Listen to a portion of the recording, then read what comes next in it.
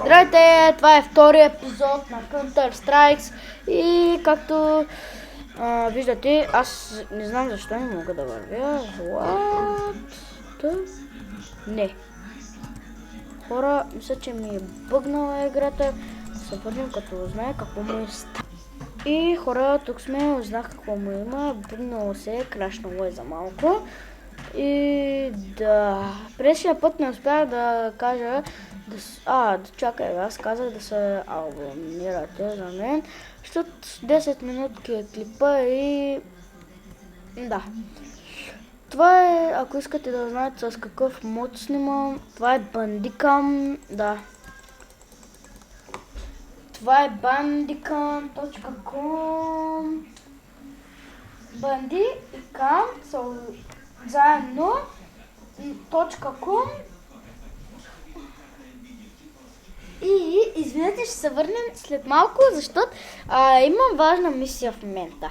Здравейте, приятели, тук сме. Изчакайте, аз съм се взел пушка дилти. Пушка към хора. Много съм с българска майче.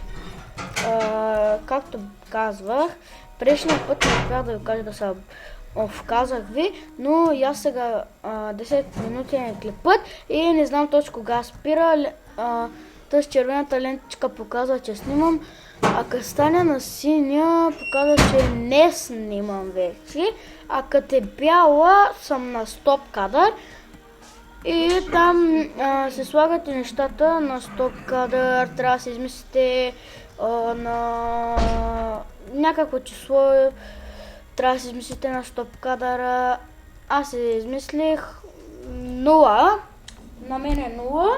А пък като почвам, на мен е U. Както, ако искате, има една игра много яка в U8. Можете, ето сега ще спра, като почнем, натискам от нулата и се върнем след малко. Да. Абонирайте се за мен и дайте положителен вод към клипа, харесайте ма и всичко най-добро ви желая на вас тази вечер. Днеска е вторник. Хора, направо сега крашнах и извинете, но мисля това да е за този клип 2 минути и 40 и няколко секунди там. Мисля това да е за клипа и чао, защото трябва да кажа нещо много важно на майка баща ми. И чао, дайте положителен вод на мен. И така.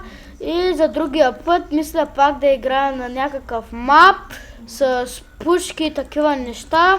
На друго ниво, на друг мап, се едно ми е.